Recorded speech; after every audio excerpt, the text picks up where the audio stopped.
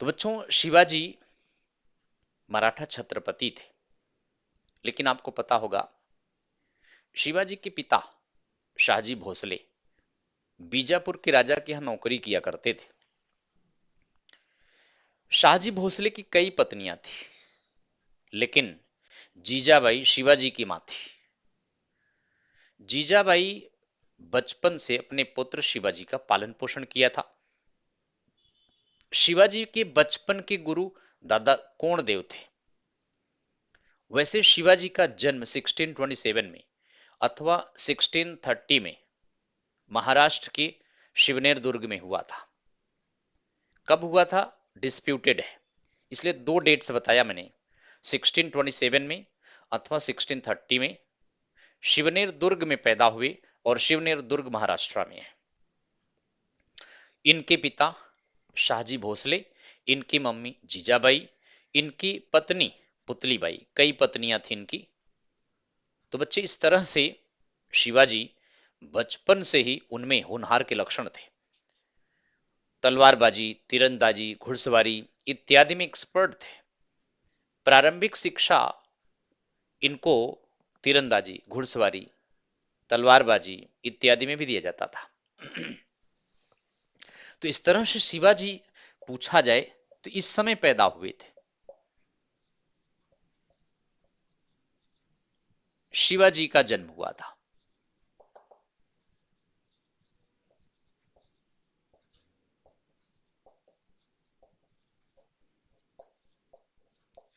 और अगर आपसे पूछे कि इनका जन्म किस स्थान पर हुआ, तो शिवनेर फोर्ट में हुआ था।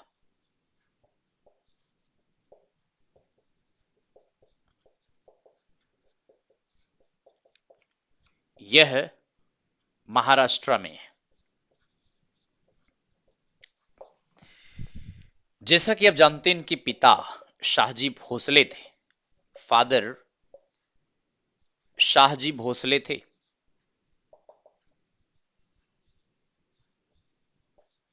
ये इनके पिता थे।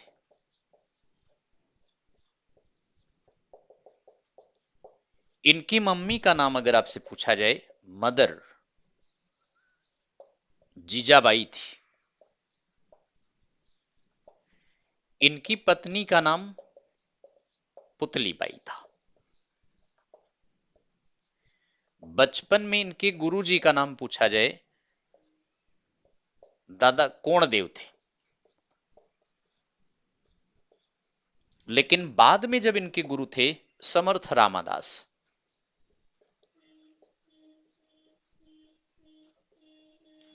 तो बच्चे, समर्थ रामादास ये बाद में गुरु बने थे। और वैसे तो आपको बताएंगे आगे, समर्थ रामदास ही लगाना आप। समर्थ रामदास ये इनके मुख्य गुरु थे। हाँ, बचपन में दादा कोणदेव ने इनको तमाम शिक्षा दीक्षा दिया था। प्रारंभिक शिक्षा इनकी मम्मी जीजाबाई ने दिया था। चूंकि शाहजी भोसले और जीजाबाई में अनबन थी, आपस में थोड़ा कम बनती थी, इसलिए जीजाबाई ने अपने पुत्र शिवाजी को अपने तरीके से पाला पोसा, उनको शिक्षा दीक्षा दिया। लेकिन आपको बताएं, शिवाजी में बड़े होनहार के लक्षण थे। बड़ी जल्दी इन्होंने मराठा किंगडम बनाने की बात सोच लिया था। आपको बताएं कि उस समय बीजापुर, गोलकुंडा, साउथ में तो बड़े स्ट्रॉन्ग किंगडम थे। बीजापुर, गोलकुंडा, अहमदनगर, तीन किंगडम बड़े ही स्ट्रॉन्ग किंगडम थे। और उस समय औरंगजेब दक्षिण भारत के इन किंगडम्स के प्रति लड़ाई भी लड़ रहा था। और आपको बताएं बच्चों, बीजापुर, गोलकुंडा, अहमदनगर पर शिवाजी ने अपना अभियान, औरंगजेब ने अपना अभियान भी किया था।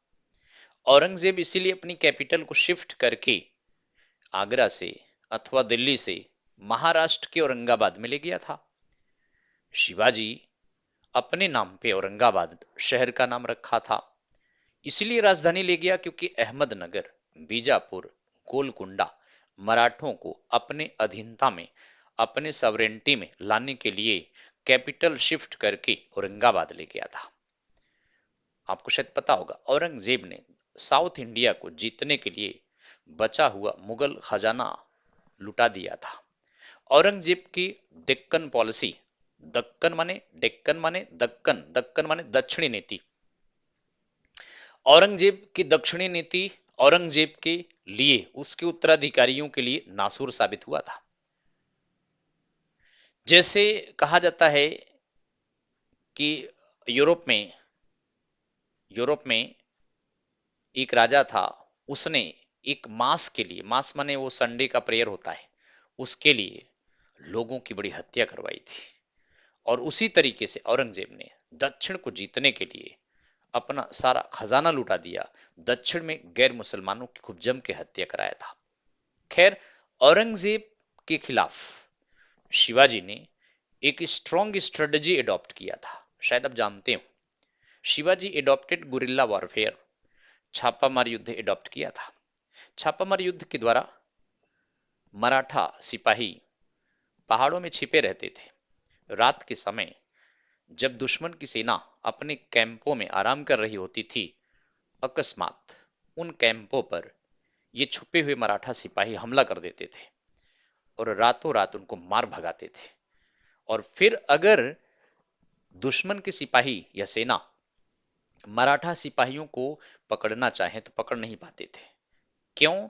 क्योंकि ये पुनः पहाड़ों में जाके छिप जाते थे। उन पहाड़ों के चप्पे चप्पे के बारे में मराठा सिपाहियों को पता था। तो इस तरह से बच्चों, शिवाजी एडॉप्टेड गुरिल्ला वॉरफेयर यानी छापामार युद्ध नीति एडॉप्ट किया था, जिससे न केवल मुगल किंग औरंगजेब अपितु दक्षिण के बीजापुर के राजा, अहमदनगर के राजा, गोलकुंडा के राजा, स्पेशली अहमदनगर और बीजापुर के राजाओं को तंग करके रखा था। बीजापुर के किंगडम की तरफ से कई बार शिवाजी को रौंदने के लिए अपनी सेना भेजी गई थी। एक बार अफजल खान के नेतृत्व में सेना भेजी गई। अफजल खान के कैंप में घुस करके शिवाजी ने उसके पेट में पॉइजनस नेल भोंक दिया था। शिवाजी बच्चों जहरीला नाखून पहनते थे जिसमें पॉइजन लगा होता था, इसको बघनख भी कहते थे, और उनके पेट में भोंक दिया था, मर गया था। बाकी सिपाही भाग गए। इसी तरह से औरंगजेब के सेनापति शाइस्ता खान के कैंप में रात्रि अभियान में शाइस्ता खान के कैंप में प्रवेश कर शाइस्ता खान की अंगूठी काट लिए थे, भाग खड़े हुए। तो बहुत तंग करके रखा शिवाजी ने। तो आइए देखते हैं, औरंगजेब तंग हो गया था शिवाजी से, औरंगजेब परेशान हो गया था। दक्षिण में अहमदनगर से लड़े औरंगजेब, गोलकुंडा से लड़े औरंगजेब, या फिर बीजापुर से लड़े औरंगजेब, या फिर मराठों से लड़े। इसीलिए औरंगजेब दक्षिण में राजधानी ले गया, लेकिन तंग हो गया था। बच्चों आपको बताएं कि 1665 में अपने एक commander in chief, Rajput commander in chief थे, मिर्जा राजा जयसिंह को भेजा था। और 1665 में यह समझौता हुआ था, द ट्रीटी ऑफ पुरंदर, यानी पुरंदर की संधि।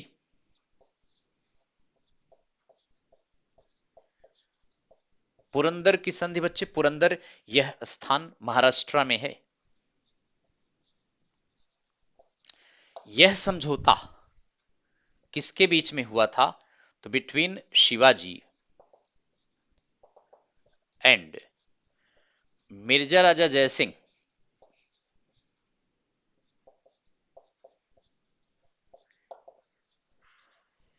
औरंगजेब का सेनापति था बच्चों, औरंगजेब का सेनापति था।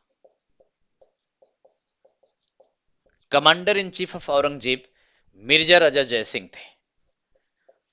तो दरअसल औरंगजेब ने डिप्लोमेटिक चाल चली, सोचा शिवाजी मराठा हिंदू हैं और हम राजपूत हिंदू मिर्जा राजा जयसिंह को अगर शिवाजी के खिलाफ भेजेंगे तो शिवाजी को मना करके एक बार उनको हमारे दरबार में लाएंगे। तो आपको बताएं कि शिवाजी के खिलाफ मिर्जा राजा जयसिंह गए और शिवाजी को मोटिवेट किया कि देखो तुम औरंगजेब के अधीनता में आ जाओ, औरंगजेब तुम्हें दक्षिण का सूबेदार बना देगा और तुम्हें दक्षिण का चौथ सरदेश मुखी भी दे देगा। औरंगजेब मान गया, सॉरी शिवाजी मान गए। शिवाजी ने सोचा कि ये मिर्जा राजा जयसिंह हिंदू राजपूत हैं और हमारे हित की बात कर रहे हैं, इसलिए उनकी बात मान गया और पुरंदर की संधि शिवाजी ने औरंगजेब के लिए कर लिया।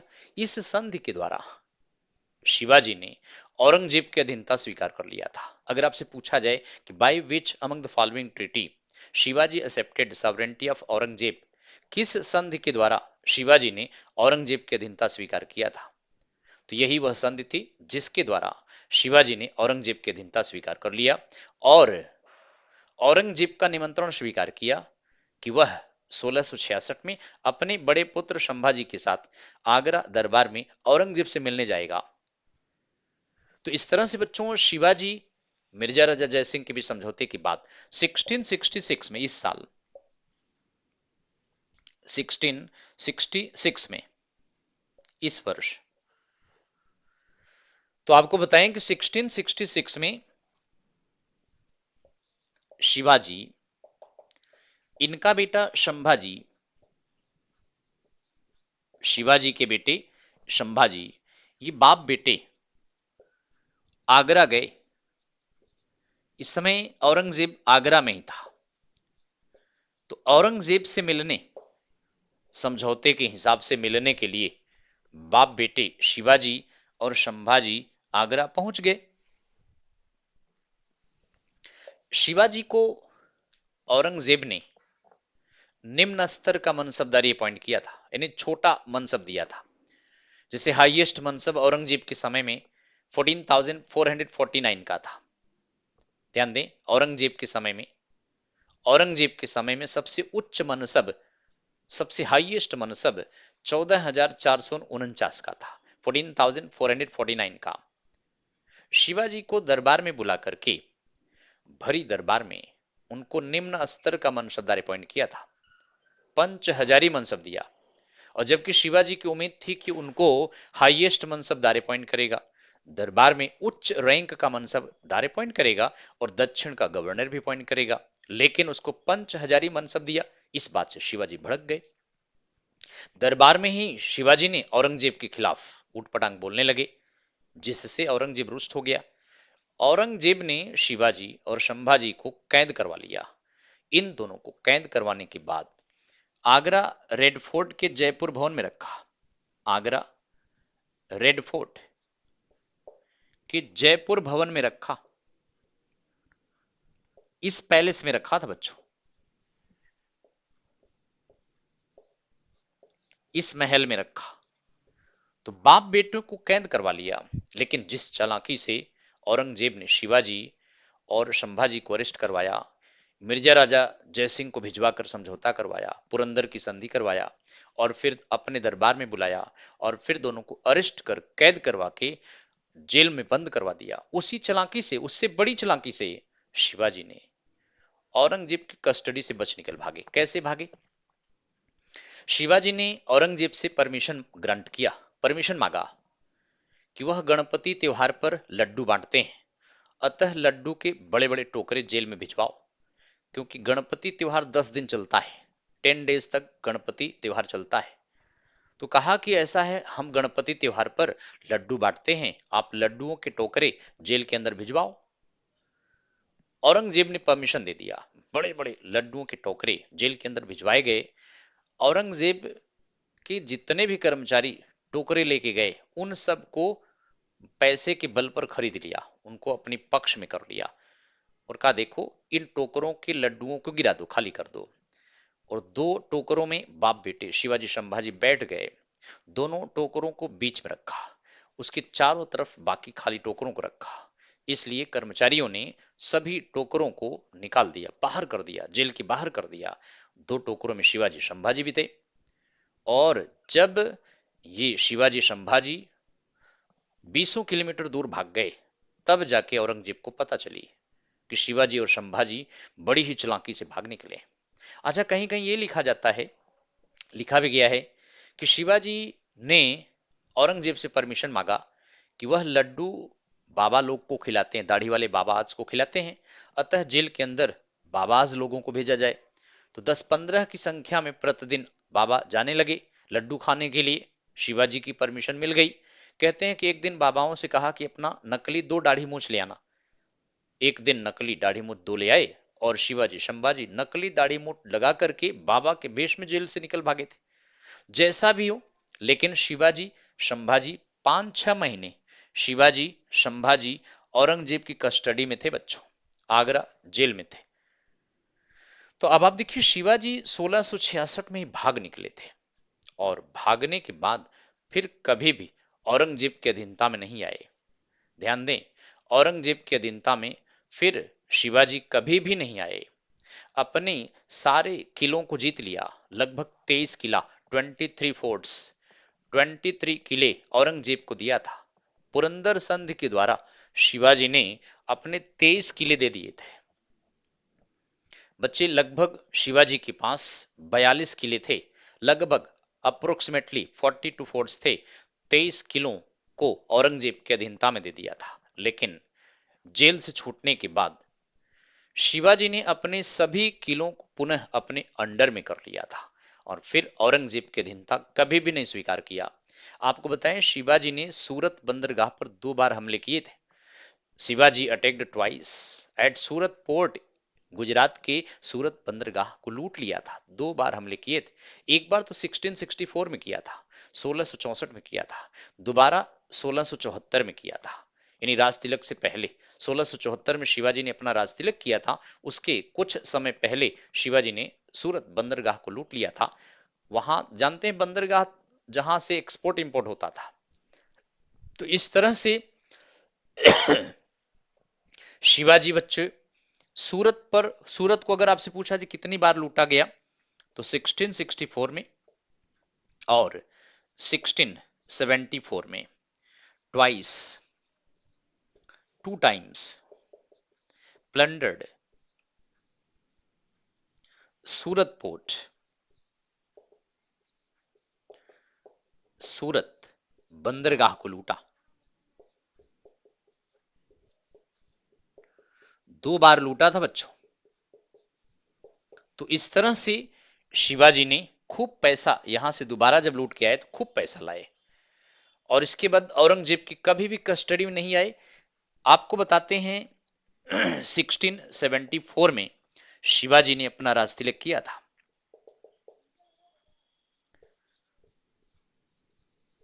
शिवाजी वॉज कोरोनेटेड, शिवाजी का राज तिलक हुआ बच्चों।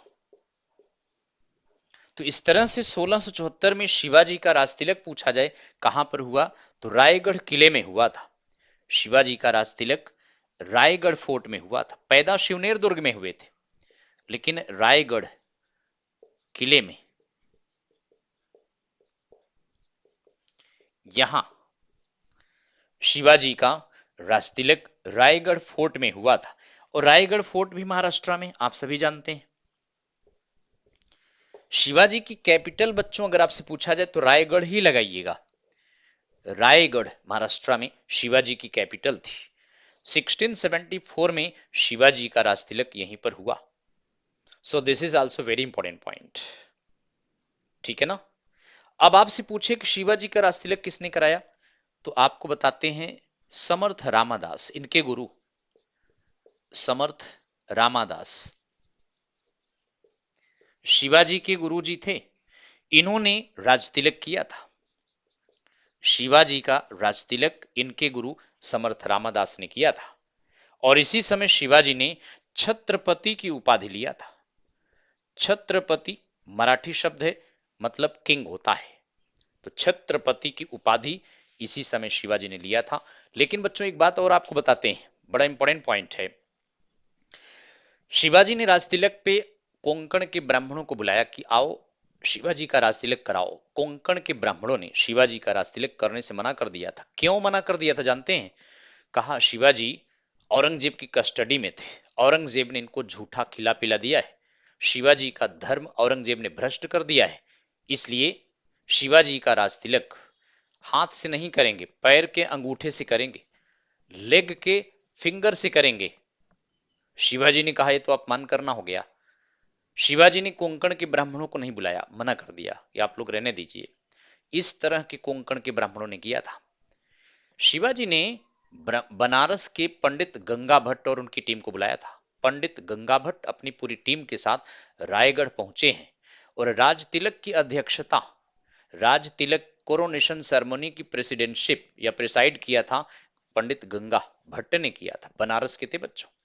मंत्र का उच्चारण पंडित गंगा भट्ट ने किया और इनके गुरु समर्थ रामदास ने इनका राज तिलक किया था। तो अगर आपसे पूछा जाए कि कहाँ के पंडित बुलाए थे बच्चों, तो इसको भी ध्यान रखिएगा। राज तिलक के समय पंडित गंगा भट्ट आए थे। ये वाराणसी के थे बच्चों।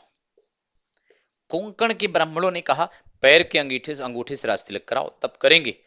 शिवाजी ने मना कर दिया और फिर बनारस के पंडित गंगा भट्ट को बुलाया। पंडित गंगा भट्ट अपनी टीम के साथ आए और राज तिलक की अध्यक्षता किया। इनके गुरु समर्थ रामदास ने शिवाजी का राज तिलक किया और शिवाजी ने इसी समय छत्रपति की उपाधि धारण किया था। इससे पहले छत्रपति टाइटल किसी मराठा कोई किंग था ही नहीं लिया था। फर्स्ट छत्रपति शिवाजी हैं बच्चे। तो आई थिंक इतना आप समझ गए होंगे। आगे बढ़ते हैं। शिवाजी ने अपनी एक मंत्रिमंडल भी बनाई थी।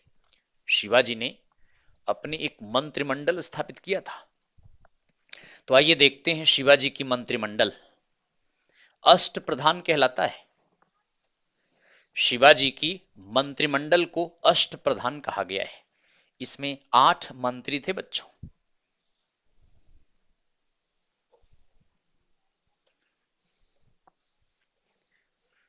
ये अष्ट प्रधान मंत्रिमंडल शिवाजी के कार्यों में मदद किया करता था।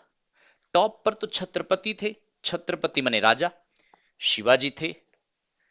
अष्ट प्रधान मंत्रिमंडल में पेशवा शिवाजी के बाद दूसरे स्थान पर था। तो बच्चे अष्ट प्रधान,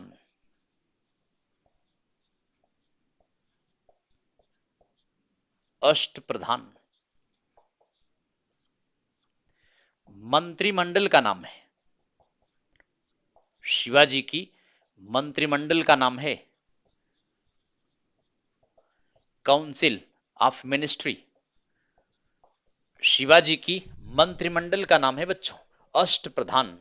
इसमें 8 मंत्री हुआ करते थे। तो इस तरह से यह बेहद इंपॉर्टेंट पॉइंट है। अष्ट प्रधान शिवाजी की मंत्रिमंडल का नाम है। अब अगर आपसे यह पूछा जाए कि अष्ट प्रधान में सबसे टॉप मंत्री कौन था, तो बच्चों हम आपको बताते हैं अष्ट प्रधान में पेशवा सबसे टॉप पर थे। पेशवा इस पोस्ट पर टॉप पर था। पेशवा या इनको पंत प्रतिनिधि भी कहा जाता था। पंत प्रतिनिधि यह भी कहते थे। तो पेशवा या पंत प्रतिनिधि कहलाते थे।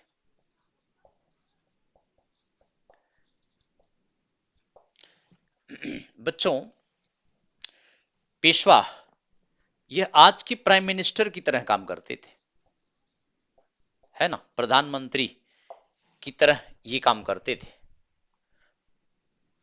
पंत प्रतिनिधि पेशवा को कहते थे। अच्छा, दूसरे स्थान पर अगर आप देखें तो सरे नौबत होता था। अब आप देखिए सरे नौबत को सेनानी भी कहते थे, अर्थात ये सेनापति होते थे। सरे नौबत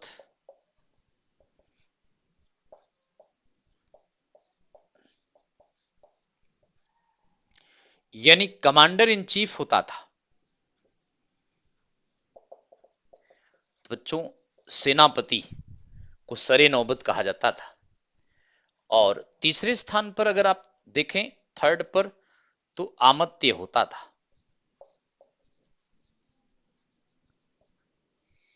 आमत्य आमत्य आप सभी जानते हैं, प्राचीन काल में भी एक महामत्य होते थे। प्राचीन काल में शायद आप पढ़े हैं महामत्य, पढ़े हो, पढ़ाया नहीं मैंने, लेकिन महामत्य होता था।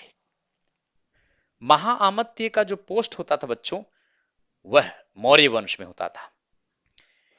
महाअमत्य यहां पर आमत्य कहलाता है। आमत्य दरअसल यह वित्त मंत्री होता था, यानी फाइनेंस मिनिस्टर था। यानी वित्त मंत्री होता था। जितना आय व्यय का लेखा जोखा था यही तैयार करता था। आय व्यय का लेखा जोखा यही तैयार करता था। तो इस तरह से आमत्य के बारे में कई बार ये पूछा गया बच्चों, ये प्रश्न कई बार पूछा गया है कि आमत्य का काम क्या था। ठीक है ना। तो अगले नेक्स्ट पॉइंट की तरफ चलते हैं। वाक्यानवीस एक पोस्ट होता था। वाक्यानवीस, वाक्यानवीस चौथा होता था इसमें, इस पद में वाक्यानवीस। बच्चों वाक्यानवीस, इसका मेन काम था कि यह जो काम करता था मेन तो छत्रपति के रिकॉर्ड को, लेखा जोखा को अपने पास रखा। यानी छत्रपति के जितने भी, शिवाजी छत्रपति थे, जितना भी रिकॉर्ड्स होता था उसको अपने अंडर में रखता था। और आपको बताएं कि संधि विग्रह के, जैसे मान लीजिए संधि वगैरह होता था, उस संधि के पेपर्स इसके पास होते थे। तो छत्रपति के सभी रिकॉर्ड को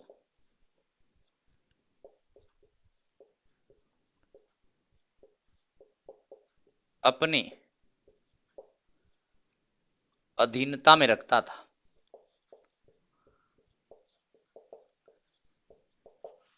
had all the records of Chhatrapati. कोई भी रिकॉर्ड्स हो, चाहे वह लड़ाई से हो, संधि समझौते इत्यादि से हो, सारे पत्र व्यवहार, पत्र लेखा जोखा सब इसके अंडर में होता था। राज्यों को इसी के अंडर में राज्यों को पत्र व्यवहार किया जाता था। यूं कह सकते हैं कि यह घरेलू मामले को भी देखता था। ठीक है ना। चलिए अगला बताते हैं। नेक्स्ट में सुरुनवीस या चिटनिस भी कहते थे। सुरुनवीस, बच्चे सुरुनवीस एक और होता था, या चिटनिस। सुरुनवीस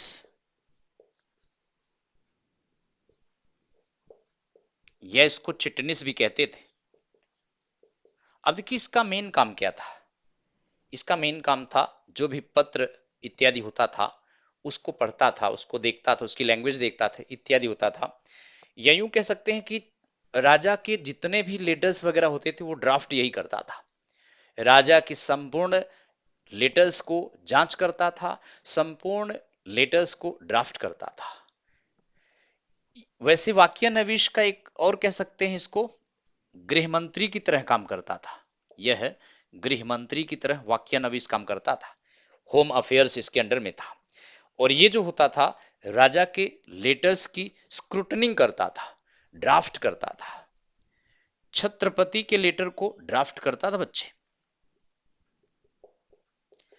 छत्रपति के लेटर को ड्राफ्ट करता था, यानी प्रारूप करता था या प्रारूप बनाता था। या जो भी लेटर राजा को आता था उसकी लैंग्वेज को देखता था, उसकी भाषा को पढ़ता था, समझता था। तो ये कह सकते हैं drafted the letters of Chhatrapati. तो छत्रपति के लेटर्स को ड्राफ्ट करता, जो भी लेटर्स आता था उसकी लैंग्वेज को ये देखता था। अच्छा एक और अगला पॉइंट में अगर देखें तो दबीर होता था। दबीर, बच्चे दबीर, या इसको सुमंत कहते थे। दबीर को सुमंत भी कहते थे। यह विदेश मामले देखता था, फॉरेन अफेयर्स। फॉरेन अफेयर्स, विदेश मामले देखता था बच्चे। यह बाहरी मामले देखता था दबीर। तो 6 मंत्री हमने आपको बताए अष्ट प्रधान में। 6 मंत्रियों में दबीर का भी अपना विशेष महत्व था। दबीर जो होता था बच्चे विदेशी राज्यों के साथ अपना किंग का पत्र व्यवहार या उससे रिलेशन इत्यादि को देखता था। ठीक है, तो चलिए आपको नेक्स्ट पॉइंट बताते हैं। सातवें पर सदर या पंडित राव होता था। सातवें पर सदर, सदर या इसको पंडित राव कहते थे। बच्चों यह सदर और पंडित राव किंग का चीफ प्रीस्ट होता था, मुख्य पुरोहित।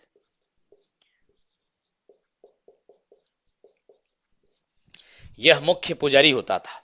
और सबसे आठवें पर, आठवें नंबर पर अगर आप देखें तो शास्त्री या न्यायाधीश कहलाता था। आठवां बच्चे, आठवें नंबर पर शास्त्री।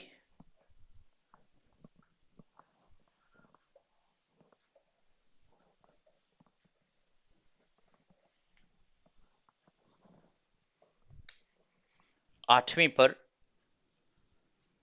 शास्त्री या इसको न्यायाधीश कहते थे।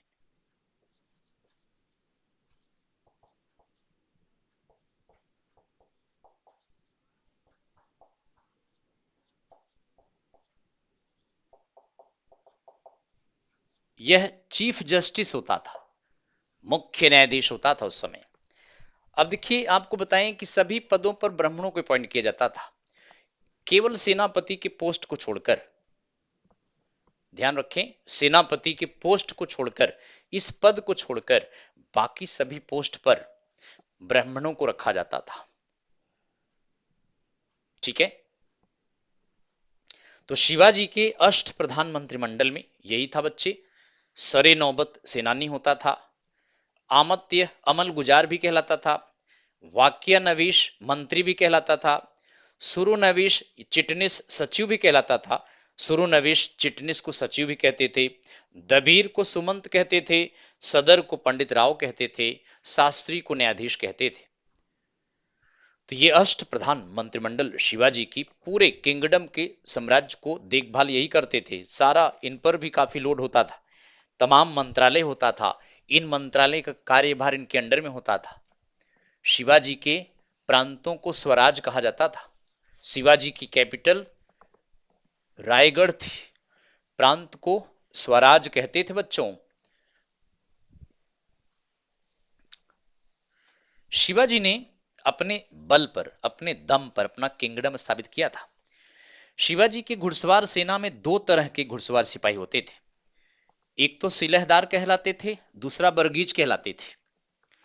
ऐसा एक बार यूपीएससी में पूछा गया है, सिलहदार और बरगीज में अंतर क्या है? तो आइए बता देते हैं। शिवाजी की घुड़सवार सेना में सिलहदार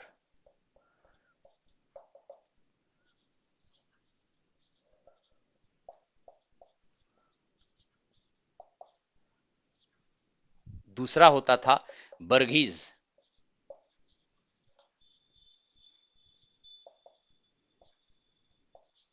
शिवाजी की घुड़सवार सेना में थे बच्चों कैवेलरी, दो पार्ट्स में डिवाइड थी, यानी घुड़सवार सेना सिलहदार और बरगीज में अंतर क्या है? तो आपको बता दें, सिलहदार को सारा साजो सामान किंगडम की तरफ से प्रोवाइड किया जाता था,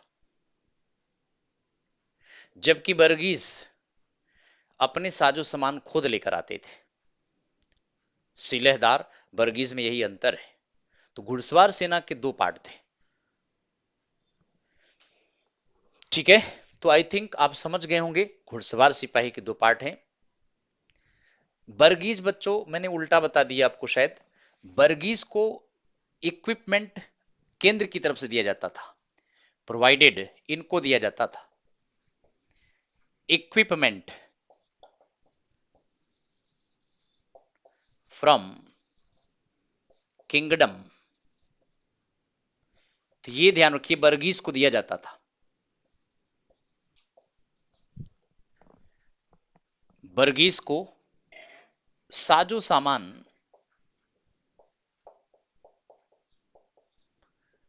राज्य की तरफ से दिया जाता था,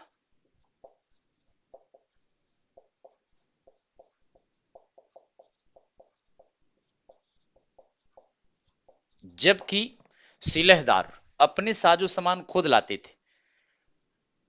दे ब्रॉट देयर इक्विपमेंट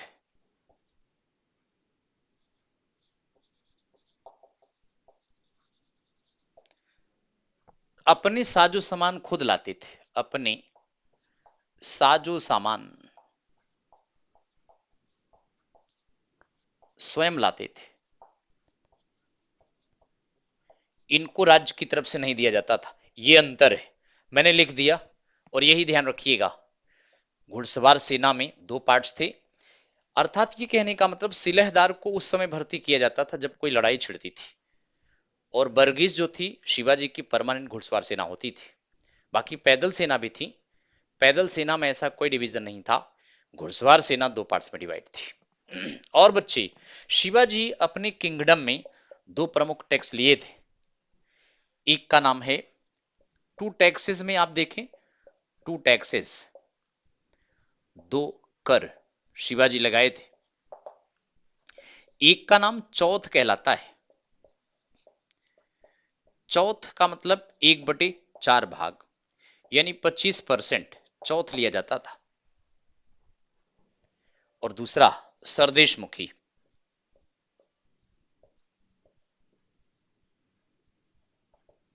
बच्चे 1/10 भाग था, 1/10। नए राज्यों से चौथ लिया जाता था, न्यूली कॉन्कर्ड स्टेट्स से,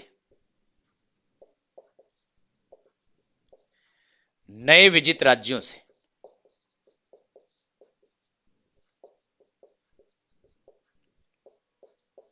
और ये पुराने राज्यों से लिया जाता था,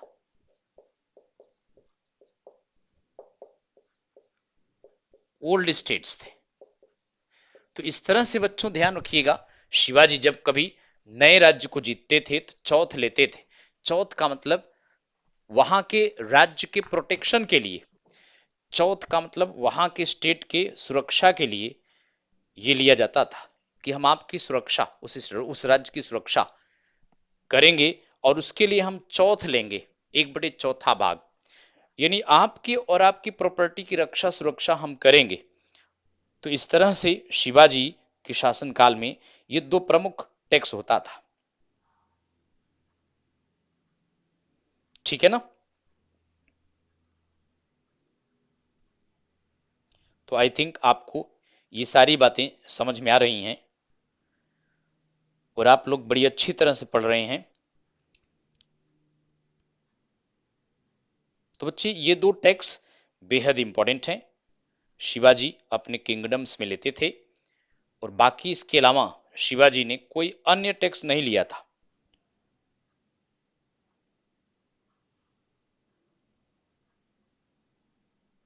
ठीक है?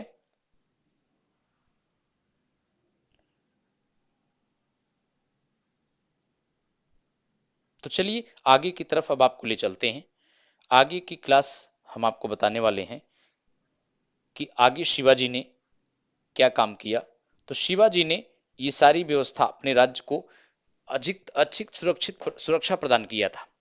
और बच्चों, आपको बताएं कि शिवाजी जब तक जीवित थे तब तक औरंगजेब के अधीनता में नहीं आए, लेकिन 1680 में शिवाजी का देहांत हो गया था। तो कहते हैं बीमारी से मर गए थे शिवाजी, और शिवाजी 1680 में मर गए। शिवाजी के बच्चे बड़े निकम्मे थे, उतने योग्य नहीं थे बच्चों। जब तक शिवाजी थे तब तक मुगल आसपास के किंगडम डरे हुए थे, लेकिन जैसे ही शिवाजी का देहांत हुआ, तो यहां पर आप देखिए 1680 में शिवाजी का देहांत हो गया था।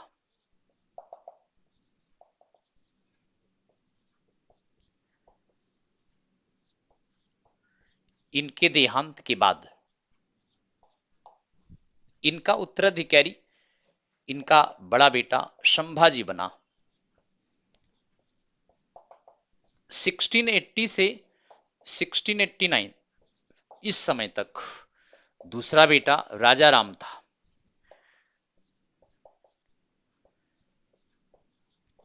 1689 से 1700 तक राजा राम रहे छत्रपति। लेकिन आपको बताएं कि संभाजी को 1689 में संभाजी को 1689 में औरंगजेब ने हरा करके इनको गिरफ्तार कर लिया, इनकी आंख निकलवा लिया था, फिर इनकी हत्या 1689 में कर दिया था। तो शिवाजी का बड़ा बेटा संभाजी छत्रपति बने, but he was defeated by Mughal king Aurangzeb, he was arrested. इसके अलावा इनके इनकी पत्नी और इनके बेटे शाहू को भी गिरफ्तार कर लिया था। संभाजी को अरेस्ट कर लिया, इनकी पत्नी को अरेस्ट कर लिया, इनके बेटे शाहू को भी गिरफ्तार कर लिया, संभाजी की आंखें निकलवा लिया, फिर इनको मार दिया 1689 में। लेकिन शाहू और उसकी मम्मी को अपनी कस्टडी में औरंगाबाद में रखा था। याद रखिएगा, औरंगाबाद में रखा, क्योंकि इस समय औरंगजेब दक्षिण भारत में था, कैपिटल अपनी औरंगाबाद लेके आया था। तो इस तरह से इनकी हत्या कर दिया, इनको मार दिया इसी साल में। इनकी हत्या हो गई थी बच्चों। और इनके बेटे को, इनका बेटा था शाहू, शाहू को कैद में रखा। कहां पर रखा? औरंगाबाद में। तो औरंगाबाद में अपनी कस्टडी में रखा। इनके बाद हम आपको बताएं कि जब इनको अरेस्ट कर लिया, संभाजी को मार दिया, शाहू को कैद करके रखा, तो इस समय राजा राम बच्चों ये सत्ता संभाली। और राजा राम भी औरंगजेब से लड़ते हुए मारे गए थे। 1700 में इनकी भी हत्या औरंगजेब ने कर दिया था। संभाजी को भी औरंगजेब ने ही मार दिया था। देन इनका बेटा, राजा राम का बेटा शिवाजी सेकेंड, ये नाबालिग था। 1700 से 1707 तक यह छत्रपति बने, लेकिन बच्चों ये नाबालिग था, यह चाइल्ड था, इन्फेंट था, यह नाबालिग था, मेच्योर नहीं था। इनकी मम्मी राजाराम की विधवा, इनकी माता ताराबाई, ये थी विडो ऑफ राजाराम। तो राजाराम की विधवा ताराबाई शिवाजी सेकंड की माता थी। इन्होंने अपने पुत्र के लिए संरक्षिका के रूप में शासन चलाया था। संरक्षिका यानी डिफेक्टो बन गई थी। तो इन्होंने संरक्षिका के रूप में अपने पुत्र शिवाजी सेकंड का शासन चलाया। लेकिन आपको बताएं 1707 में औरंगजेब का देहांत अहमदनगर में हुआ। अहमदनगर की डेथ के बाद औरंगजेब का बड़ा बेटा मुअज्जम बहादुर शाह फर्स्ट के नाम से गद्दी पर बैठा। बहादुर शाह जब फर्स्ट 1707 में गद्दी पर आया तो शाहू को छुड़ाने के लिए, शाहू मुगलों की कैद में औरंगाबाद में था, शाहू को छुड़ाने के लिए बालाजी विश्वनाथ ने बड़ा प्रयास किया था। बच्चों आपको बताएं, बालाजी विश्वनाथ पूना के सभासद थे। पूना के सभासद बालाजी विश्वनाथ थे। औरंगजेब के दरबार में अक्सर आते जाते रहते थे, क्योंकि पूना के सभासद थे मुगलों की तरफ से। पूना के सभासद मुगलों की तरफ से थे बालाजी विश्वनाथ। अक्सर औरंगजेब के दरबार में आते जाते थे, तो अक्सर शाहू से उनकी मुलाकात हो जाती थी। शाहू से बालाजी विश्वनाथ की दोस्ती हो गई। जब तक औरंगजेब जीवित रहा तब तक तो नहीं प्रयास किया, लेकिन औरंगजेब के डेथ के बाद औरंगजेब का बड़ा बेटा बहादुर शाह फर्स्ट जब गद्दी पर बैठा तो बालाजी विश्वनाथ ने बहादुर शाह फर्स्ट से शाहू को छुड़ाने का प्रयास किया। शाहू और उनकी मम्मी को बालाजी विश्वनाथ ने छुड़ाया, एक शर्त पर कि आप इनको छोड़ दीजिए और ये दक्षिण के मराठा किंगडम के सूबेदार बना दें इनको। ये दक्षिण में सूबेदार बन जाएंगे तो आपको दक्षिण के अपने प्रांतों के चौथ सरदेश मुखी मुगल किंग बहादुर शाह फर्स्ट को देंगे। बहादुर शाह फर्स्ट मान गया। सोचा चौथ भी मिलेगा, सरदेश मुखी भी मिलेगा, और प्लस शाहू छूट के जाएंगे तो अपनी चाची ताराबाई से लड़ेंगे, वहां ये दोनों आपस में लड़ते रहेंगे और फिर इसका फायदा मुगल उठाएंगे। दक्षिण के प्रांतों से चौथ सरदेश मुखी कलेक्ट किया करेंगे। इस शर्त पर साहू को 1707 में बालाजी विश्वनाथ ने रिलीज करवाया था बच्चों। तो यहां ध्यान दें, थोड़ा सा इंपॉर्टेंट पॉइंट है ये। शाहू इस समय छोड़ दिए गए। शाहू वाज रिलीज्ड किसके द्वारा? भाई बहादुर शाह फर्स्ट जब गद्दी पर आया तब। सो बच्चों बहादुर शाह फर्स्ट 1707 से 12 तक मुगल किंग बना। तो आगे बताऊंगा मैं आपको, लेकिन 1707 में मुगल किंग बहादुर शाह फर्स्ट बना। बहादुर शाह फर्स्ट ने इनको छोड़ दिया। बहादुर शाह प्रथम ने शाहू को मुगल कैद से छोड़ दिया।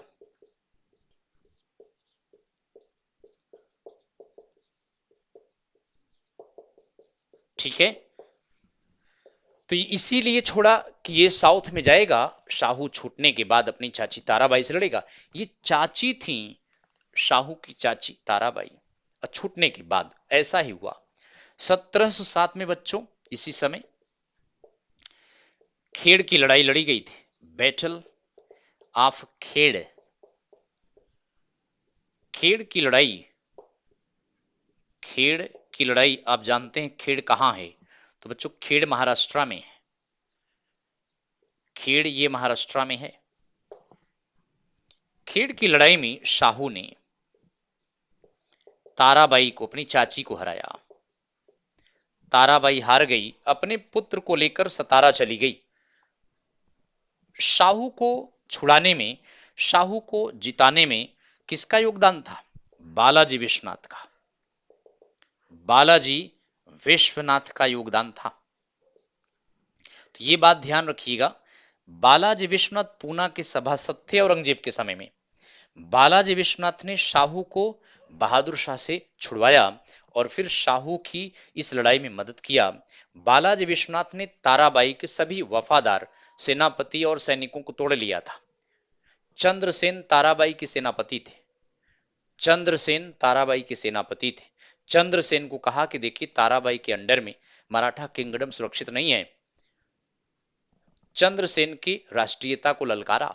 चंद्रसेन ताराबाई का साथ छोड़कर अपनी सेना लेकर इनका साथ दिया। ताराबाई हार गई। शाहू को छत्रपति बनाया गया।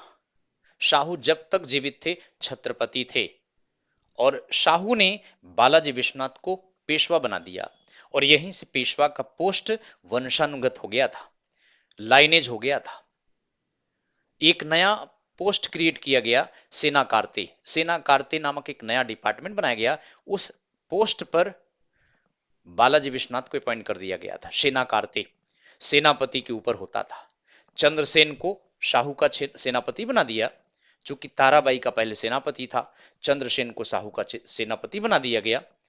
लेकिन सोचा कि कहीं चंद्रसेन ताराबाई के प्रभाव में फिर ना आ जाए, इसलिए एक नया पोस्ट क्रिएट कर दिया, सेना कार्ते। उस पोस्ट पर बालाजी विश्वनाथ को अपॉइंट कर दिया, और बालाजी विश्वनाथ पेशवा भी बन गए। तो बच्चों इस तरह से पेशवा का महत्व यहीं से बढ़ा है। और आप जानते हैं पेशवा जो था बच्चों, पेशवा शिवाजी के समय में पेशवा प्राइम मिनिस्टर होते थे। मोरोपंत पिंगले शिवाजी के समय में पेशवा थे, याद रखें। शिवाजी के समय में, शिवाजी के अष्ट प्रधानमंत्री मंडल में मोरोपंत पिंगले पेशवा थे, अगर ऐसा कोई क्वेश्चन पुटअप किया जाए। लेकिन शाहू ने बालाजी विश्वनाथ को पेशवा बना दिया, और यहां से पेशवा का पोस्ट वंशानुगत हो गया था। तो यह भी एक पॉइंट को ध्यान रखें आप। मोरोपंत पिंगले, मोरोपंत पिंगले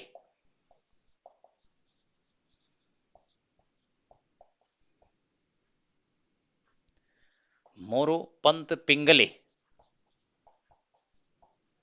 शिवाजी के अष्ट प्रधानमंत्री मंडल में थे। ये शिवाजी के अष्ट प्रधान में पेशवा थे ये।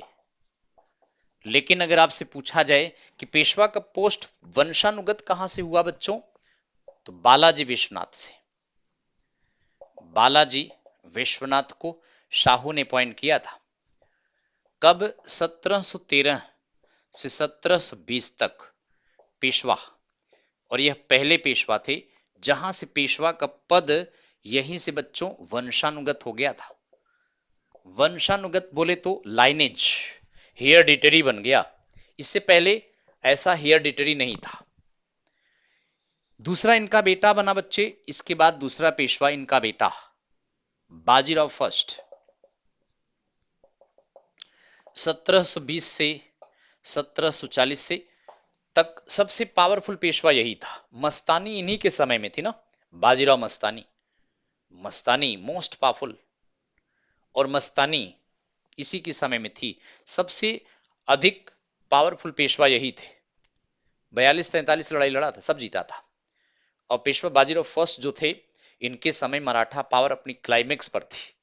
मराठा किंगडम साउथ में कृष्णा नदी से लेकर उड़ीसा में महानदी वाला एरिया और इधर अटक तक था, अटारी बॉर्डर तक, इतना किंगडम इनके समय में था। विशाल किंगडम, मराठा किंगडम इसी समय हो गया था। लेकिन इनकी डेथ के बाद बालाजी बाजीराव निकम्मा था। 1740 से 1761 तक ये था। पानीपत की तीसरी लड़ाई इसके समय में लड़ा गया था। इसके सारे बड़े बड़े योद्धा मारे गए थे। मेहदजी सिंधिया, नाना फडणवीस बचे थे, जिन्होंने मराठा किंगडम को फिर से रिवाइव किया था। पानीपत की लड़ाई में मराठा किंगडम का डिक्लाइन हो गया था, लेकिन इसको फिर से संभाला किसने? नाना फडणवीस और मेहदजी सिंधिया ने। इसके बाद इसका बेटा पेशवा बना माधवराव फर्स्ट। माधव राव फर्स्ट 1761 से 1772 तक ये पेशवा रहा। देन बच्चे इसके बाद इसका बेटा नारायण राव, नारायण राव पेशवा बना। 1772 1773 तक रहा। बताएंगे इनके बारे में ब्रिटिश काल में। इसके बाद माधवराव नारायण या माधवराव सेकेंड भी कह सकते हैं, माधव राव सेकेंड 1773 से 1795 तक। इसके बाद लास्ट पेशवा बाजीराव सेकेंड था। 1795 से 1852 तक या 51 तक भी कहीं कहीं दिया होता है, 51-52 के आसपास था। ये लास्ट पेशवा थे। इनकी कोई संतान नहीं थी।